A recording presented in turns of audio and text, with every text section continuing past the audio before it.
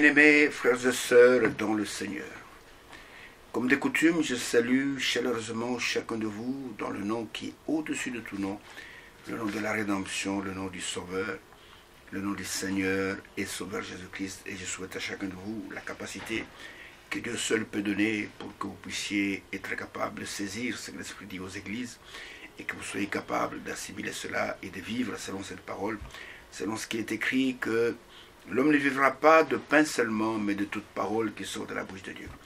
Ainsi que la grâce du Tout-Puissant repose sur chacun de vous et que vous puissiez aimer le Seigneur, aimer sa parole, aimer son peuple, aimer ses serviteurs et que vous puissiez persévérer dans la foi, dans l'amour, dans l'espérance jusqu'à ce que nous allons passer de la foi à la vue et que nous serons dans sa présence pour vivre une nouvelle page de notre histoire en entrant dans l'éternité où il n'y aura plus ni mort, ni maladie, ni souffrance, et nous serons avec lui pour l'éternité. Ainsi, quelle que soit votre communauté, quelles que soient vos origines, quelle que soit la couleur de votre peau, sachez que Dieu, il est notre Créateur. En tant que notre Créateur, il nous aime, et il veut que chaque homme soit sauvé et qu'il parvienne à la connaissance de la vérité et qu'il puisse parvenir à la repentance.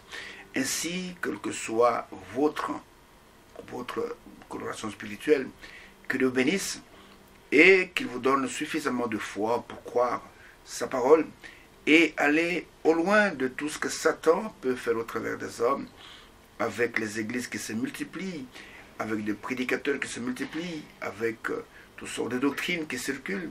Mais nous voulons, comme lui-même l'a dit, croire, comme disent les Saintes Écritures, afin que les fleuves d'eau vive puissent couler de notre sein et que nous puissions hériter cette vie éternelle et entrer dans l'héritage éternel qui a été préparé pour nous avant que le monde ne fût.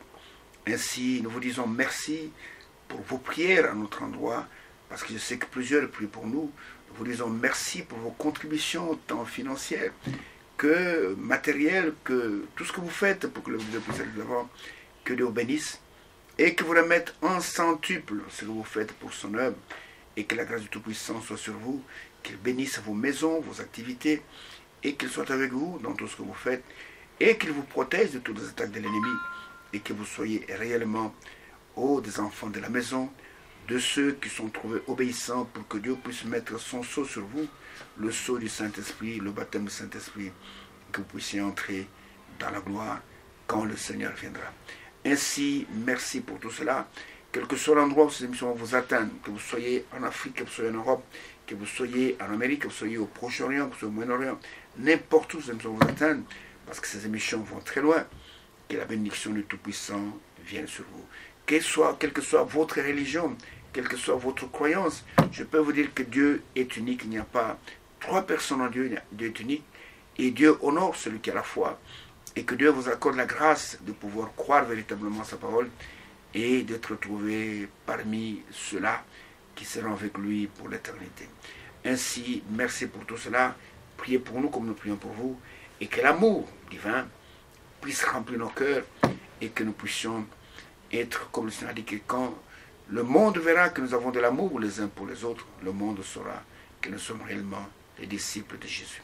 Ainsi, merci pour tout ce que vous faites pour son œuvre. Et accrochez-vous au fauteuil. Prenez de quoi écrire, de quoi enregistrer. Saisissez tout ce que nous disons et confrontez-les avec les Saintes Écritures pour voir si réellement nous ne vous disons pas la vérité selon les Saintes Écritures, afin que votre foi soit basée non pas sur ce que les hommes disent, mais sur ce que Dieu nous dit au travers de sa parole. Ainsi, nous vous disons simplement que vous soyez très attentifs et que vous puissiez faire attention. Et si la chose que vous entendez vient de Dieu, accrochez-vous à cela. Si cela ne vient pas de Dieu, rejetez cela, parce que nous voulons croire uniquement que ce que Dieu nous dit, parce qu'il est le seul qui possède la vérité, selon qu'il est écrit que le seul soit reconnu pour le véritable, et que tout homme, quel que soit son ministère, soit reconnu pour le menteur. Et nous disons la vérité quand nous parlons uniquement de la part du Seigneur, et que les paroles de vérité se trouvent dans notre bouche, là nous disons la vérité. En dehors de cela, tout homme est menteur. Est-ce que Dieu bénisse? Pendant qu'encore une fois, nous allons l'inviter à la scène et que lui seul puisse encore une fois nous parler. Mes bien-aimés frères et sœurs dans le Seigneur, encore une fois, c'est un grand honneur pour moi un grand privilège de vous parler de la part, non pas des chefs de ce monde, non pas des autorités de ce monde, mais je vous parle ouvertement de la part du Seigneur, et d'être trouvé digne de pouvoir vous parler de sa part, et de vous annoncer non pas des choses qui vous donnent, et comment je vais dire, des plaisirs temporels sur cette terre, mais que des choses qui vont vous amener à posséder la vie éternelle.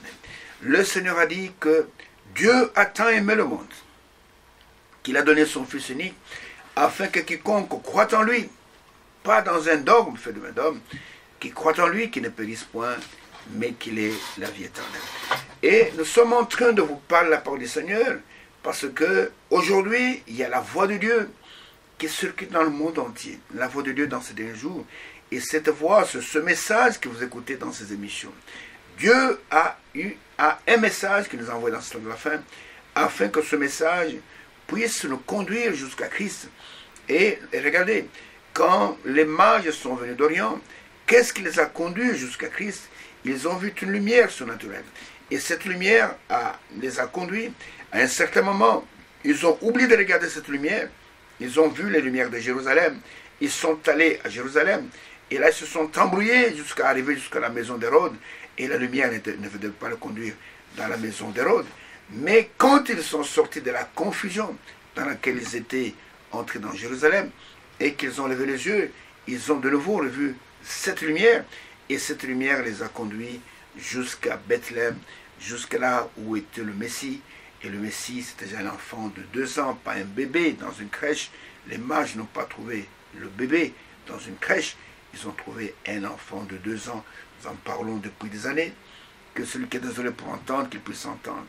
Et nous voyons que, au temps de la fin aussi, Zacharie 14,7 nous dit qu'au temps du soir, il y aura de la lumière. Et cette lumière, quand elle vient pour conduire un peuple, non pas vers une dénomination, non pas vers une organisation, mais vient nous conduire vers le maître de tout l'univers. Elle vient nous conduire vers notre Rédempteur. Et cette lumière est, comme il est dit dans Ésaïe 61, ou 60 plutôt, il est dit à l'épouse, lève-toi et sois éclairé. Il y a des prédicateurs qui prennent cette écriture pour l'appliquer, peut-être ils aiment bien prêcher à leur communauté, mais cette écriture, elle concerne uniquement l'épouse de Christ. Cette écriture n'est pas à lire dans n'importe quelle église, parce que cette lumière, elle est la lumière qui appartient à l'épouse. Lève-toi et sois éclairé, car ta lumière, c'est à toi qu'appartient la lumière. C'est dans Ésaïe 60, vous pouvez le lire avec moi. Et Ésaïe 60, je prends simplement les 3 premiers versets, et où il est dit, lève-toi, sois éclairé, car ta lumière arrive. Et la gloire de l'Éternel s'élève sur toi. Voici les ténèbres couvrent la terre, et l'obscurité le peuple, mais sur toi l'Éternel se lève, sur toi sa gloire apparaît, des nations marchent à ta lumière, et des rois à la clarté de tes rayons. Si aujourd'hui, écoutez-moi bien, les groupes de prière, les soi-disant églises de réveil, ont un peu de lumière, et que tout ce monde sait que la divinité suprême a été manifestée en Jésus-Christ, et que tous ces groupes de prière savent que le baptême, c'est au nom de Jésus-Christ, c'est à cause de la lumière de l'épouse.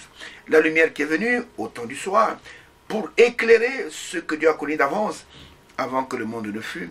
Et cette lumière, c'est leur lumière. Lève-toi et sois éclairé, car ta, c'est le pronom possessif, ta lumière arrive. Et nous voyons que les nations et les pays marchent dans les ténèbres, mais sur toi, l'Éternel se lève. Et ainsi nous voyons que cette lumière n'est pas la lumière de tout le monde. Bien sûr, les gens peuvent s'y référer, mais cette lumière, elle est uniquement elle est pour l'épouse. Alors nous sommes en train de parler de l'unité. Nous ne parlons pas de n'importe quelle unité. Nous ne parlons pas de l'écuménisme. Nous ne parlons pas des unités préfabriquées par des hommes. Nous parlons de l'unité avec Dieu. Et nous avons montré que ce que Dieu veut, c'est que l'homme soit un avec lui, comme au commencement, il était un avec l'homme qu'il avait créé. Et pour cela, je voudrais encore lire les 2 passages que nous lisons en guise de fondement pour notre sujet. Et je prends d'abord Hébreux chapitre 1er. Prenez avec moi Hébreux chapitre 1er et regardez ce que l'apôtre Paul, celui qui a écrit cette épître, bien que les théologiens se posent des questions, qui a écrit cette épître. Écoutez, dans ma Bible, il est écrit auteur inconnu. C'est vrai, ils ne savent pas, mais c'est l'auteur de cette épître, c'est l'apôtre Paul, qui s'adresse à ses frères. Et les théologiens ne le savent pas, mais je vous les informe que c'est Paul qui a écrit cette épître. Et donc au chapitre 1er, les 3 premiers versets. Écoutez ce qui est écrit. Après avoir autrefois, à plusieurs reprises, et de plusieurs manières, parlé à nos pères. Vous voyez, il parle de ses pères, c'est parce qu'il était juif. À nos pères, par les prophètes, Dieu, dans ces derniers temps, nous a parlé par le Fils. Fils avec majuscule. Et le Fils est un mystère. Il faut que Dieu vous révèle qui est le Fils. Et il dit, il a établi héritier de toutes choses. Par lui, il a aussi créé l'univers. Le Fils est le reflet de sa gloire et l'empreinte de sa personne. Et il soutient toutes choses par sa parole puissante.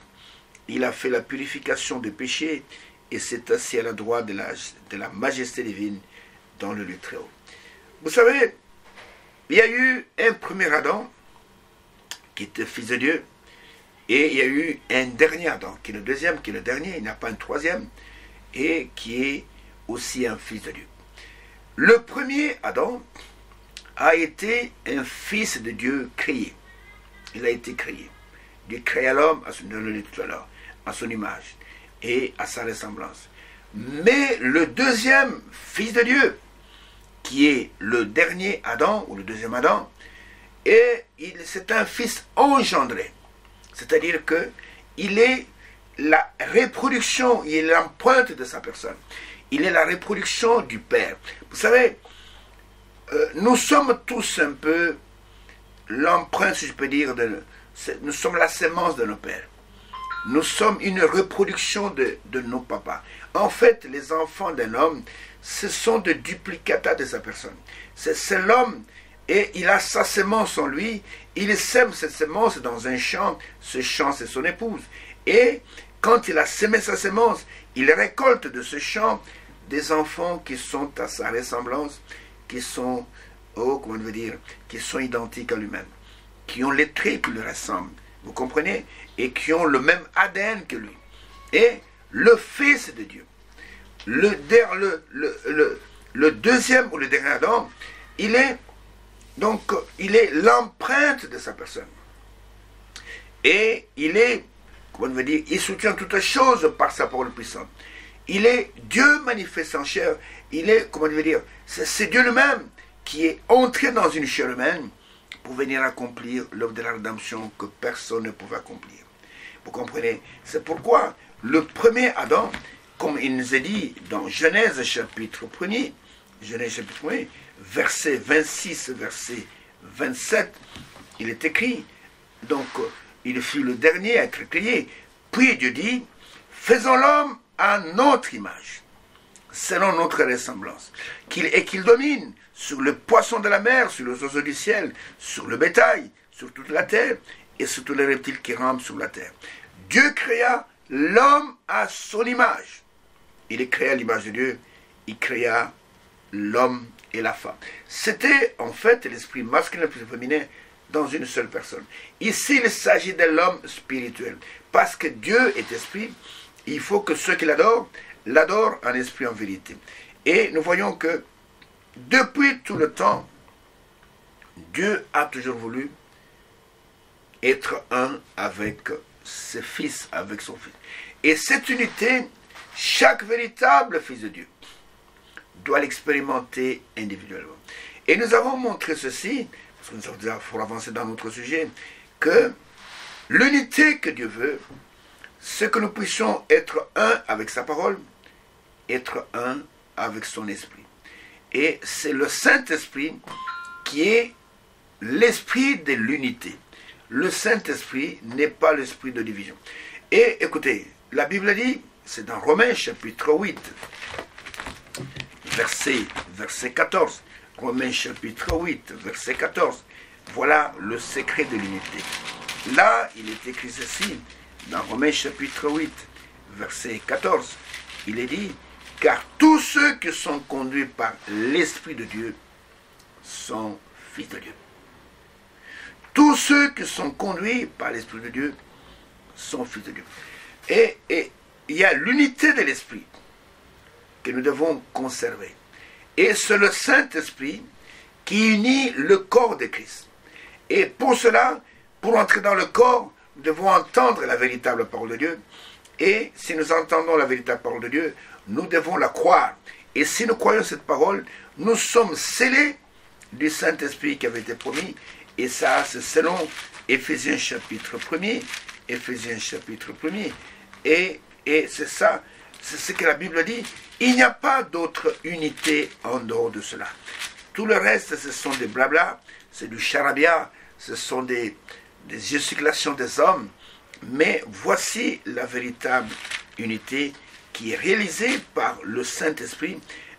Donc, Éphésiens chapitre 1er, verset 13, il est dit, en lui, vous aussi, après avoir entendu la parole de la vérité, l'évangile de votre salut, en lui, vous avez cru et vous avez été scellés du Saint-Esprit qui avait été promis, lequel est un gage de notre héritage pour la rédemption de ceux que Dieu s'est acquis pour célébrer sa gloire. Et dans 1 Corinthiens au chapitre 12, voilà, quand nous recevons le Saint-Esprit, voici ce qui arrive. 1 Corinthiens chapitre 12, quand nous recevons le Saint-Esprit et que nous sommes scellés du Saint-Esprit, 1 Corinthiens chapitre 12, verset 12, verset 13, car comme le corps est un et a plusieurs membres, et comme tous les membres du corps, malgré leur nombre, ne forment, écoutez, qu'un seul corps, ainsi en est-il de Christ. Nous avons tous en effet été baptisés dans un seul esprit, pour former un seul corps, soit juif, soit grec, soit esclave, soit libre, et nous avons tous été abreuvés d'un seul esprit. Le Saint-Esprit, le baptême du Saint-Esprit vous place dans un corps. Et dans ce corps, nous sommes un. Il y a un seul corps. Il n'y a pas de corps divisé. Et dans ce corps, nous expérimentons la véritable unité. Et si tu as le Saint-Esprit, que j'ai le Saint-Esprit, nous serons un. Nous allons marcher et nous allons croire la même parole. Nous allons croire. Nous avons le même esprit et nous marchons dans la même direction. Mais quand vous prenez l'Église et que vous la plongez dans une organisation humaine, vous allez obtenir dans l'Église toutes sortes de troupes de gens. C'est-à-dire qu'il y aura des groupements qui vont se créer, des camps qui se créent dans l'Église, surtout quand la parole qui est prêchée n'est pas la véritable parole. Vous allez avoir dans l'Église des groupements, des sectes, des choses comme ça, des gens qui sont divisés, qui ne sont pas dans l'unité et qui n'ont pas le même esprit. En ce moment-là, il y a plusieurs esprits et ce sont des esprits séducteurs qui amènent des gens dans des divisions, mais le Saint-Esprit, il est le seul esprit qui unit le corps d'Église.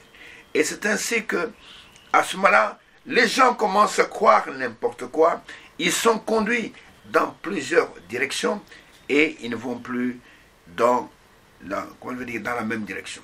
Car si réellement nous devons être un, et je vous l'ai déjà montré que l'unité que nous poursuivons, c'est l'unité de la foi. Nous poursuivons l'unité de la foi, ce n'est pas l'unité des communautés, ce n'est pas l'unité des églises, parce que chaque église a, si elle n'est pas, et n'est pas de Dieu, elle a son esprit. Chaque communauté que vous voyez là-bas, elle a son esprit. Il y a un esprit qui est made in cette église-là. Et ils ont chacun des esprits. Et vous allez trouver des églises, comme Frère Branham disait, que quand vous voyez un pasteur, regardez bien l'église, vous allez voir que l'église agit de la même manière. Si vous voyez un pasteur qui secoue tout le temps la tête comme ça, vous allez voir que les gens sont... S'il fait la tête comme ça, et vous allez voir tout le monde fait la tête comme ça, parce qu'il y a des esprits dans les églises. Et les gens sont conduits, et par des esprits qui les conduisent. Et c'est comme dans toutes les nations qui sont sur la terre. Chaque nation a son esprit. Vous comprenez? C'est pourquoi vous allez voir parfois, les nations sont représentées par des animaux. Vous voyez par exemple la Russie, il est représenté par l'ours. Hein. L'ours est agressif. Hein. Oui, c'est un ours. Le français, c'est un coq. Le coq, il parle beaucoup. Hein. Le coq, dans le poulailler, il ne fait que crier. Hein. Vous voyez, il y a des... comment je vais dire, les Allemands, ils sont représentés par l'aigle. Vous savez, ce sont un peuple qui est très fier, qui veut tous se distinguer. Donc, chaque peuple a un peu, on peut l'identifier par l'esprit qui est en lui. Et nous voyons que dans les églises, il y a, selon les communautés, il y a des esprits particuliers qui conduisent les gens. Mais le corps de Christ n'a que le véritable esprit, le Saint-Esprit. Il n'a pas plusieurs esprits. Le corps de Christ n'a que le Saint-Esprit. Et nous voyons que nous sommes censés croire la même parole. Nous sommes censés croire d'un même cœur. Nous sommes censés avoir une même pensée, avoir une même âme. Et nous sommes censés croire d'un même accord, avoir la même pensée sur les Saintes Écritures. Mais pourquoi les églises n'ont-elles pas cet accord, n'ont-elles pas cette unité, malgré que se déclarent être dans l'unité au travers de l'œcuménisme? Et dans l'œcuménisme, vous avez les oiseaux de tout plumage qui sont là. Chacun croit à sa manière, mais nous sommes dans l'unité. C'est la fausse unité. C'est une unité qui est faite des alliances, faite de main d'hommes. Et comme Daniel l'avait dit, et ils seront liés par des alliances humaines, mais ils ne seront pas un, ils ne seront pas dans l'unité. Je vais même parler de ça. C'est dans Daniel chapitre 2, quand Daniel a interprété le son de Nabuchodonosor et qu'il a interprété les doigts qui étaient en partie d'argile, en partie de fer. Regardez ce que Daniel dit au roi Nabuchodonosor, et j'aime bien lire cela, et en lui parlant de ce pied, et qui sont... donc c'est dans Daniel chapitre 2 et verset 42, verset 43, il est dit, comme les doigts des pieds étaient en partie de fer et en partie d'argile, ce royaume, le dernier royaume qui sera sur la terre, sera en partie fort, en partie fragile. Tu as vu le fer mêlé avec l'argile, parce qu'ils se mêleront par des alliances humaines, mais ils ne seront point unis l'un à l'autre. De même que le fer ne s'allie point avec l'argile. De même que le fer ne peut pas avoir une alliance avec la terre, avec l'argile. Et les gens au temps de la fin auront des alliances qui seront des alliances fragiles. Et ils prétendent être un, mais ils se critiquent, ils se mettent des bâtons dans les roues. Et ils se mettent des pièges, tout simplement parce qu'ils ne sont pas un. Et ils ne se parlent pas selon la vérité. Et ils se critiquent sur le côté parce qu'ils ne sont pas un. Mais nous sommes censés croire de la même manière. Nous sommes censés enseigner la même parole. Nous sommes censés regarder dans la même direction. Et nous voyons que, comme ce n'est pas le cas, et que chacun prie ce qu'il veut, et que chacun va dans sa direction, alors la confusion est grande sur la terre. En fait, quand vous allez dans ce lieu où les gens disent qu'ils sont en union, en fait, c'est une nouvelle tour de Babel. À la tour de Babel, Dieu a confondu les gens qui étaient là, et ils ont commencé à parler plusieurs langues différentes, ils ne s'entendent plus, et là, chacun partit dans sa direction. Donc, nous voyons cela. Et vous allez avoir une telle confusion. Mais le Seigneur a promis pour son peuple, dans Joël chapitre 2, et que quand il va restaurer, oh là là, quand la parole sera restaurée, regardez ce qui est écrit dans Joël, au chapitre 2, là où il est promis la restauration, commençant par le verset 23, il est dit, « Et vous, enfants de Sion, soyez dans l'allégresse, et réjouissez-vous en l'Éternel, votre Dieu, car il vous donnera la pluie en son temps. Il vous enverra la pluie de la première et de l'arrière-saison comme autrefois. Les airs se rempliront de blé, et les cuves regorgeront de mou et d'huile. Je vous remplacerai les années qu'on dévorait la sauterelle, le gelec, le asile et le gazam, ma grande armée qui s'avait envoyée contre vous. » Écoutez maintenant le verset 26 et le verset 27. « Vous mangerez et vous vous rassasierez. Et vous célébrerez le nom de l'Éternel, votre Dieu, qui aura fait pour vous des prodiges. Et mon peuple, moi, ne sera plus jamais dans la confusion. » Vous comprenez? « Et vous saurez que je suis au milieu de vous d'Israël, et que je suis l'Éternel, votre Dieu, et qu'il n'y en a point d'autre. Et mon peuple, pour la seconde fois, ne sera plus jamais dans la confusion. » Ce message que vous entendez, Il est venu pour nous faire sortir de Babylone.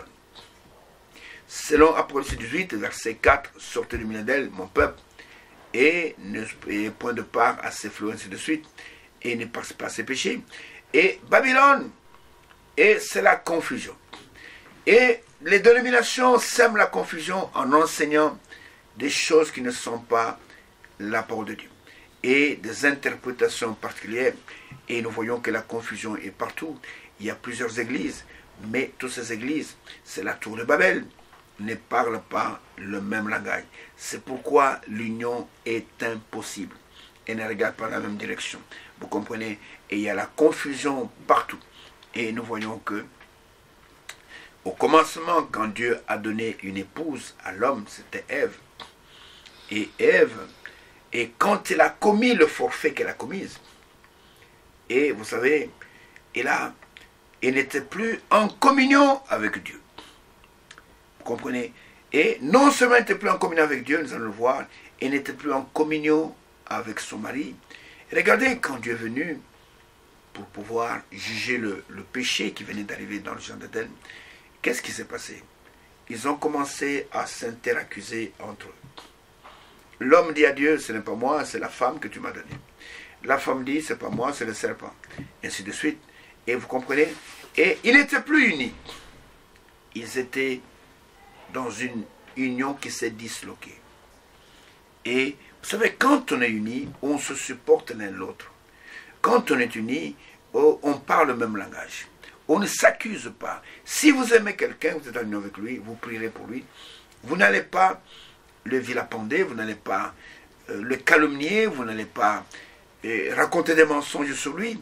Mais regardez aujourd'hui, dans l'église, vous avez des gens qui se critiquent. Regardez ce que Paul a dit aux Galates. Chez les Galates, il y avait des divisions qui s'annonçaient là-bas. Et dans Galates, chapitre 5, regardez ce que Paul dit aux frères et aux sœurs de Galates. Écoutez, au chapitre 5. Et je commence au verset 14. L'apôtre dit ceci. Galates 5, verset 14. Et je vais lire jusqu'au verset 16.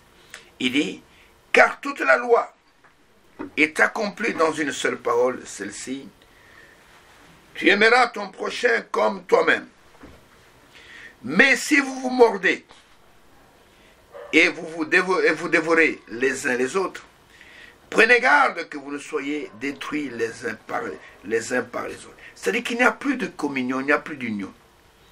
Si vous mordez et vous dévorez les uns les autres, prenez garde que vous ne soyez détruits les uns par les autres. C'est dit donc, marchez selon l'esprit, avec majuscule, et vous n'accomplirez pas les désirs de la chair. Si vous marchez selon l'esprit, vous allez marcher dans l'unité. Vous allez marcher dans la communion de l'esprit. Mais quand vous marchez selon la chair, alors les œuvres de la chair vont vous suivre. C'est ce que Paul dit juste après cela, au verset 17.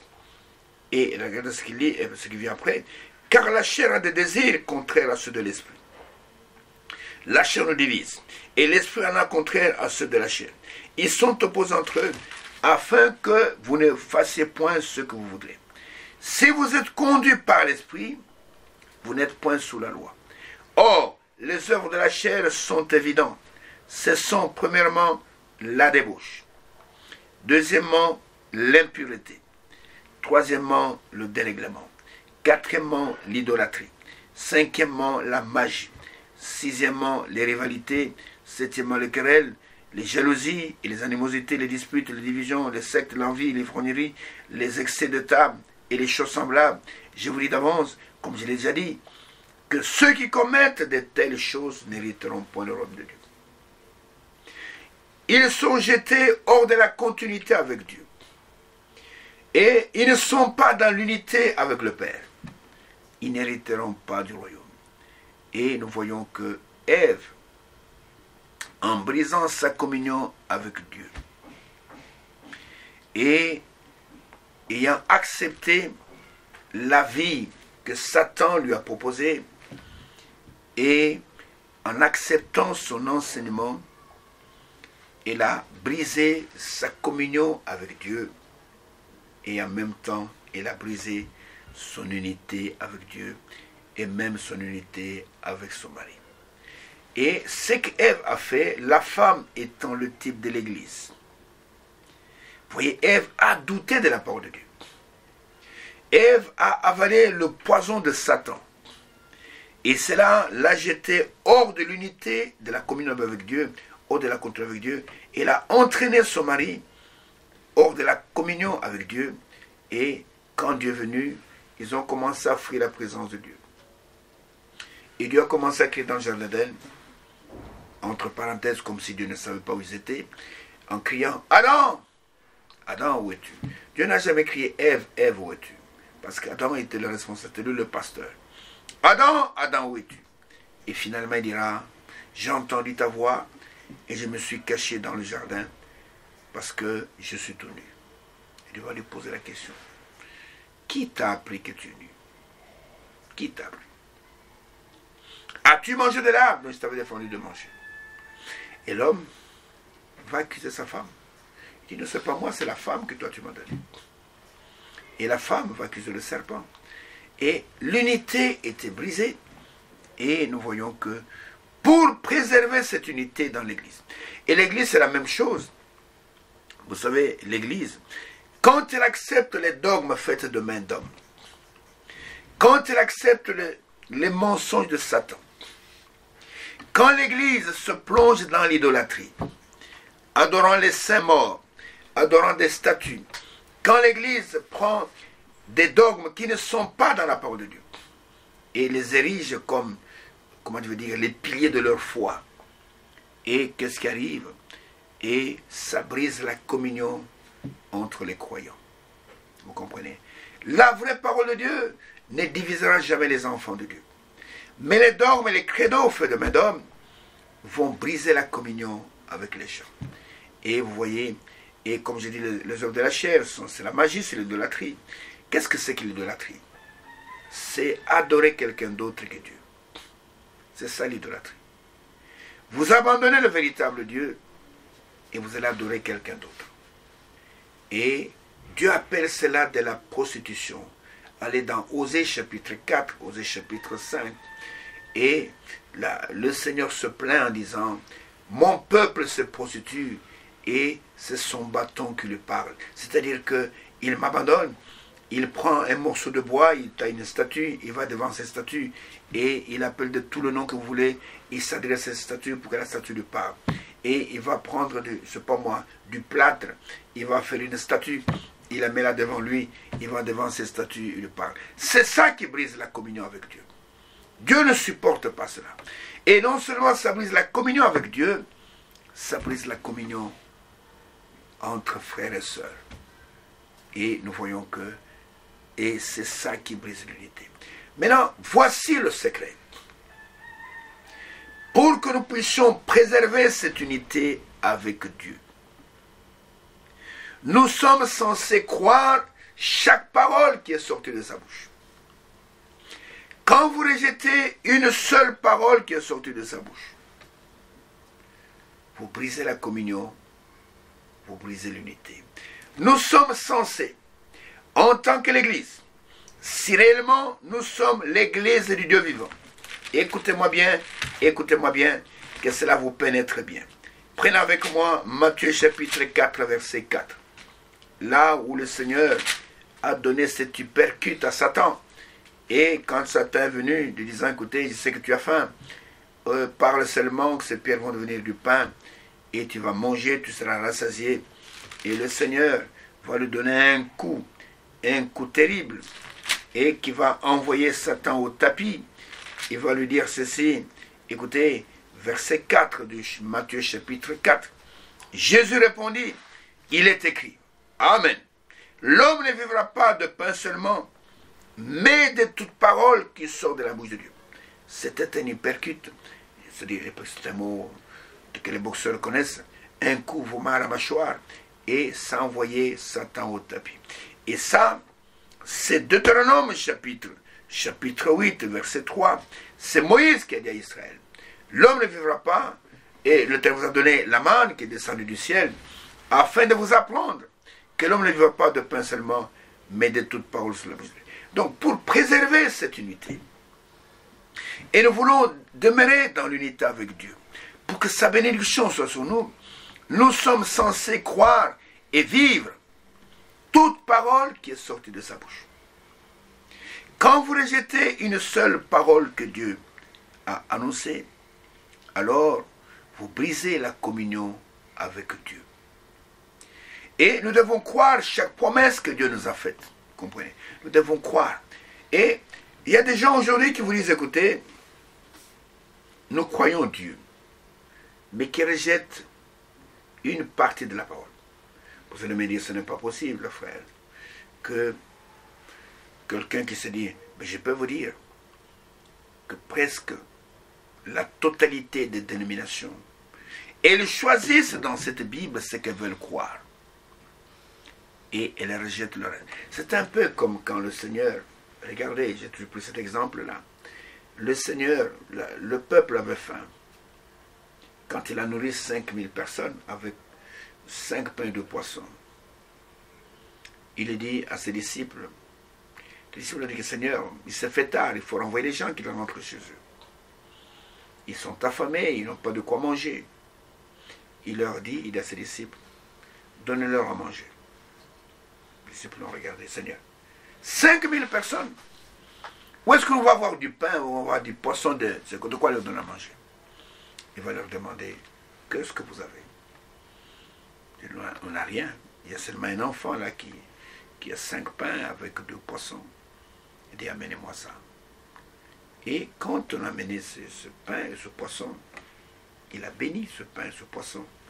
Il a dit, donnez-leur à manger. Ah bon? 5000 personnes, vous mangez 5 pains avec 2 poissons, il dit, donnez-leur à manger. Et quand ils sont partis, et ils coupaient des petits morceaux. Mais chaque fois qu'ils coupaient, ils regardaient, le poisson était intact, le pain était intact. Ils coupaient un peu plus grand, ils voient le poisson reconstitué. C'était une multiplication de pain et de poissons d'une manière surnaturelle. Maintenant, les gens à qui on a donné cette nourriture miraculeuse, j'insiste bien, cette nourriture surnaturelle. Et maintenant, les gens qui ont donné le pain, ont donné le poisson, ont commencé à choisir ce qu'ils voulaient manger. Ils prenaient, si c'était, on lui donne un poisson, il dit, écoutez, moi je ne mange pas la tête du poisson. Il coupe le poisson, la tête, il jette par terre. Il mange ce qu'il veut. L'autre dit, je ne mange pas la queue. L'autre, il prend le pain, moi je ne mange pas la croûte, je prends ce qu'il y a à l'intérieur. Le Seigneur regardait. Et le Seigneur dit à ses disciples, ramassez tout ce qu'ils ont jeté. Parce que rien ne doit se perdre. Et quand on a ramassé, on a rempli 12 paniers. Il dit, rien ne doit se perdre. C'est une image merveilleuse de ce qui se passe avec les églises. Les églises, le Seigneur nous donne cette parole surnaturelle, afin que nous puissions vivre par elle. Les églises choisissent ce qu'elles veulent, et le reste, elles jettent par terre. Et le Seigneur dit à l'épouse, il lui dit, ramassez tout ce que les dénominations ont jeté, parce que rien ne doit se perdre. Ramassez cela. Et c'est pourquoi nous ne choisissons pas dans la parole ce que nous devons prendre, ce que nous devons jeter. Mais nous prenons tout ce que la Bible dit. Il y a des passages de la Bible que les églises n'osent même pas lire à leurs fidèles. Je vais vous donner un exemple. Exode chapitre 20. Oh là là, il y a des églises qui ne peuvent pas lire cela. Exode chapitre 20. C'est là où Dieu, l'Éternel, a donné la loi à Moïse, ou plutôt les 10 commandements. Voilà ce qui est écrit. Alors Dieu prononça toutes ces paroles en disant, je suis l'Éternel ton Dieu, qui t'ai fait monter du pays d'Égypte et de la maison de servitude.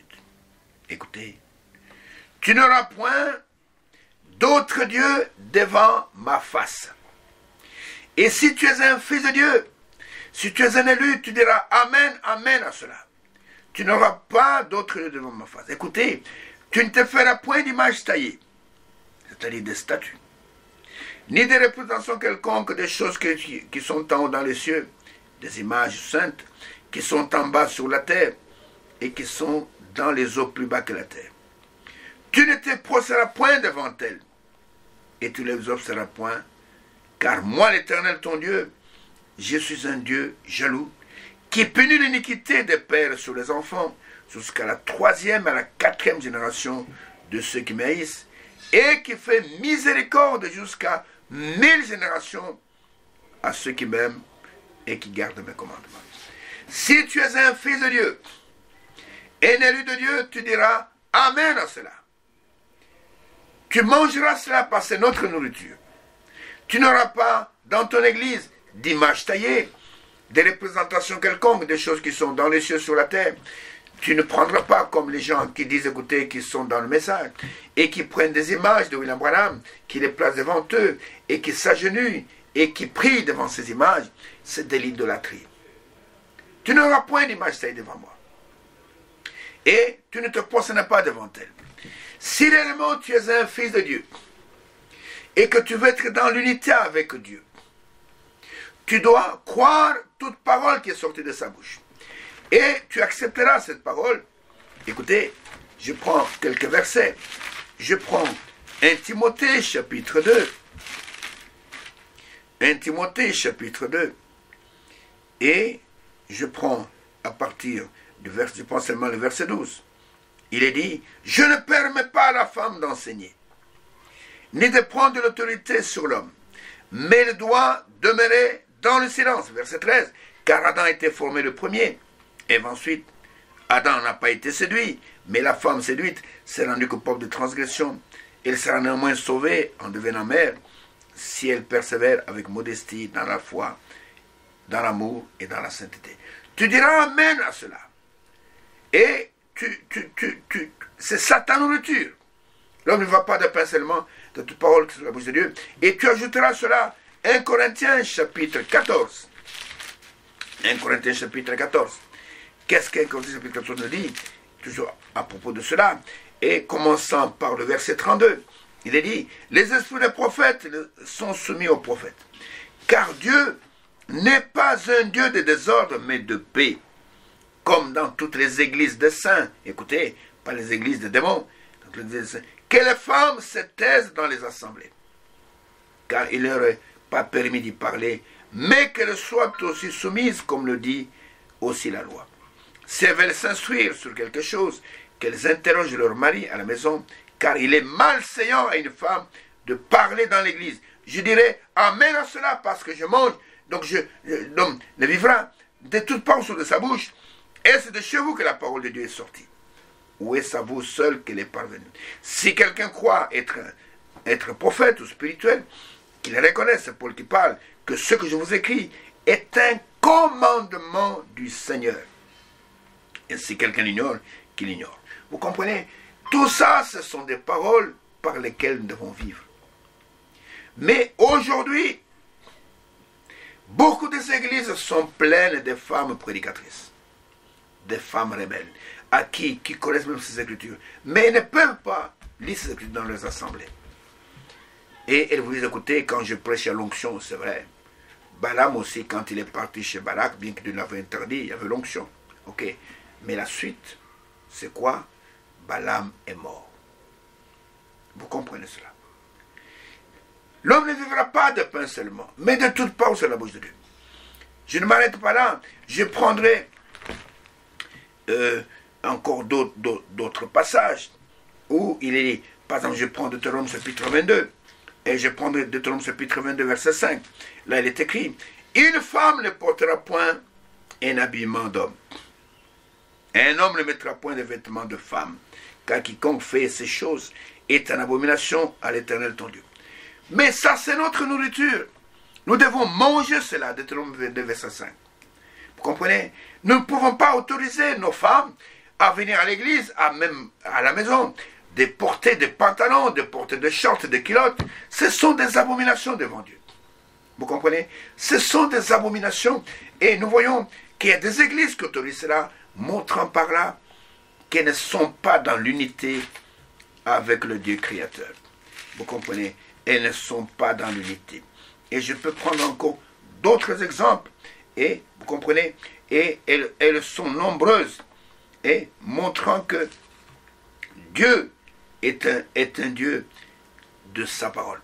Je prends par exemple Lévitique chapitre 20 et je prends le verset 13. Vous comprenez? Le verset 13.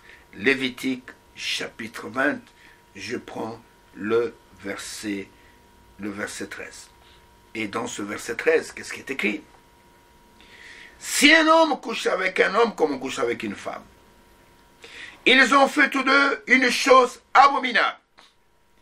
Ils seront punis de mort. Leur sang retombera sur eux. Je dis amen à cela. Parce que je vis de toutes paroles qui sont dans la bouche de Dieu. Quel que soit ce que l'Union européenne peut dire, quel que soit ce que le Congrès des États-Unis peut dire, autorisant l'homosexualité, les parlements espagnols, le parlement belge, le parlement, c'est pas moi, britannique, autorisant l'homosexualité. Et frère, l'homme, pour se maintenir dans l'unité, il doit croire toute parole sur la bouche de Dieu. Et j'ajoute aussi toujours Lévitique, chapitre 18, verset 22. Et c'est un ordre de Dieu. Tu ne coucheras point avec un homme comme on couche avec une femme. C'est une abomination.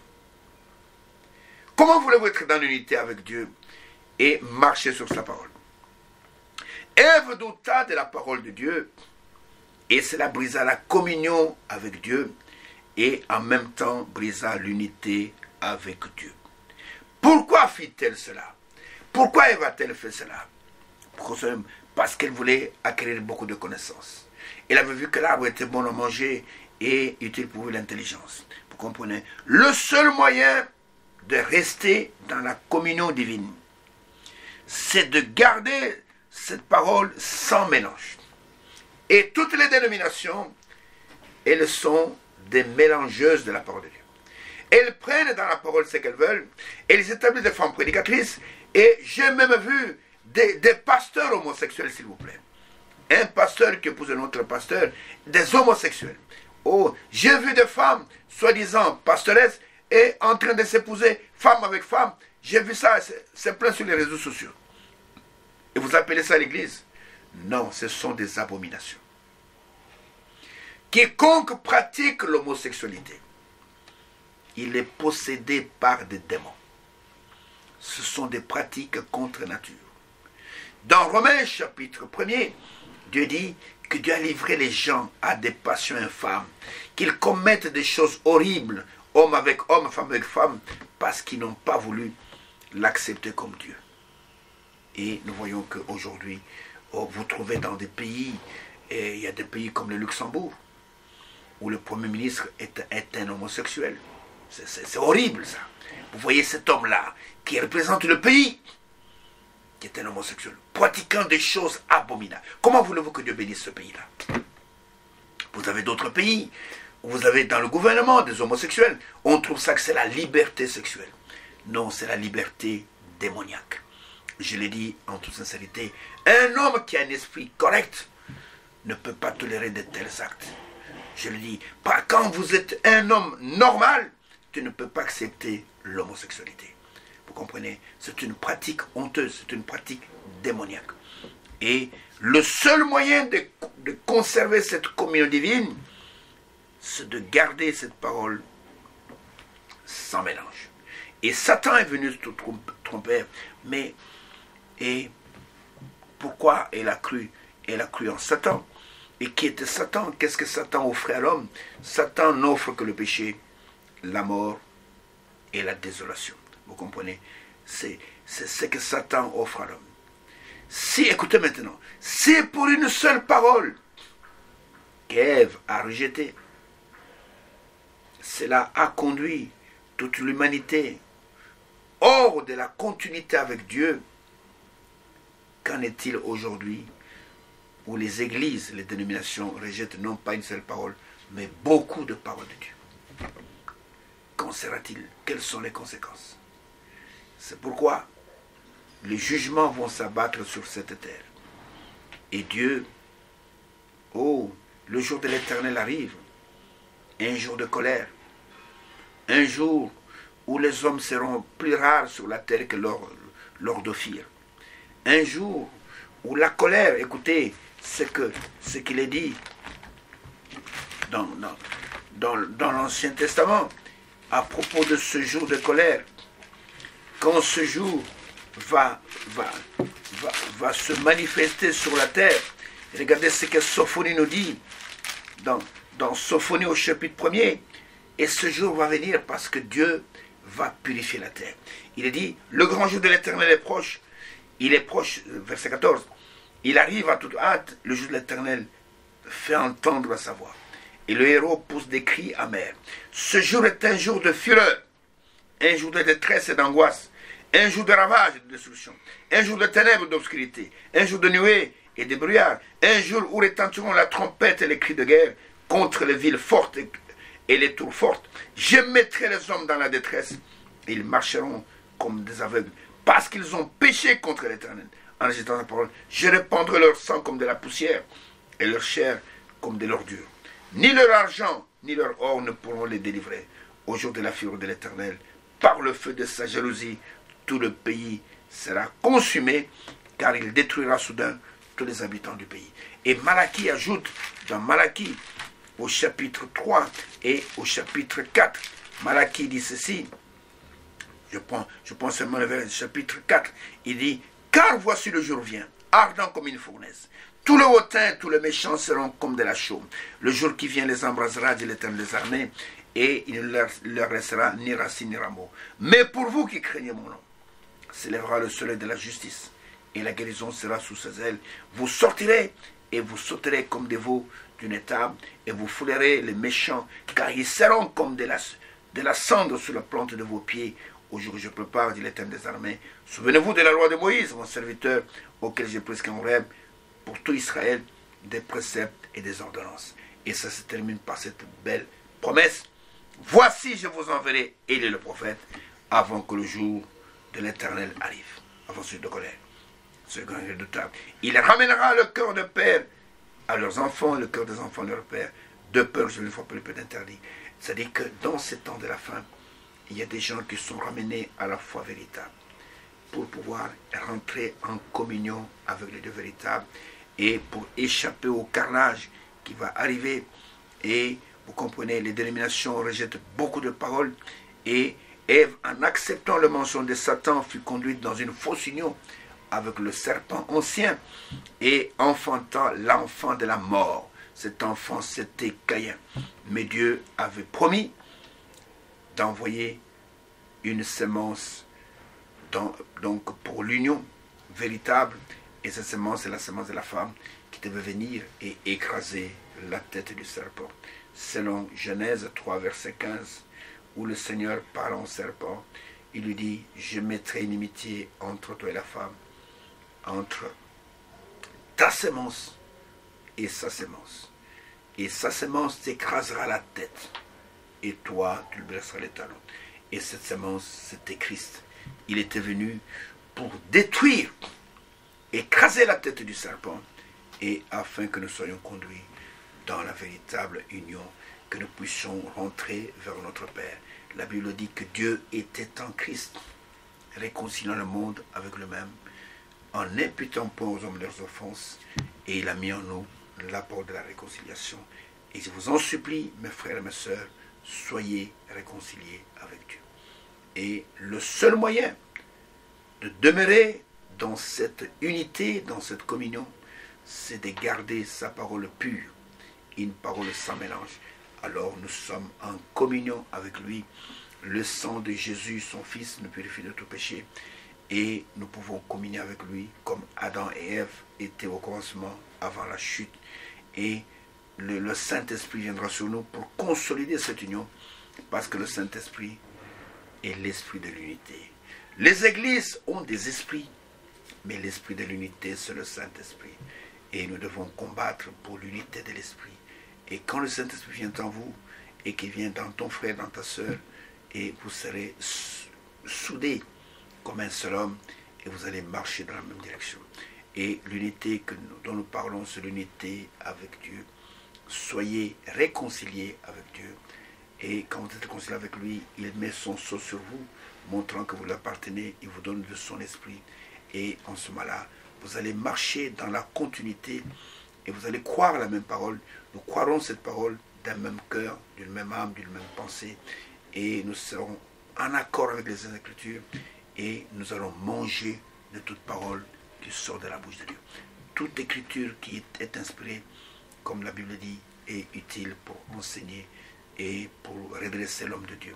Et nous ne rejetterons pas une partie de la parole de Dieu, mais nous croirons toute la parole de Dieu, parce que la parole de Dieu, elle est réellement la nourriture pour ceux que Dieu a connus avant la fondation du monde. Ainsi que Dieu vous bénisse richement. Parfois les paroles sont dures, mais ce n'est pas pour vous faire du mal, c'est pour votre bien. Et donc, au grand mot, les grands remèdes, et au grand mot, un traitement de choc, c'est pour que vous soyez secoués dans votre vie spirituelle et que vous revenez à Dieu. Revenez, ne vous égarez pas, Dieu vous aime et il veut que vous puissiez être avec lui pour l'éternité et pour dans l'éternité. Vous devez demeurer dans sa parole, croire sa parole sans mélange.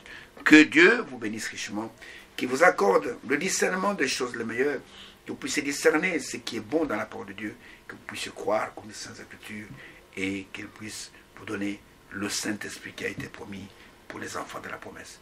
Ainsi que Dieu vous bénisse et je vous donne rendez-vous comme de coutume à l'émission prochaine.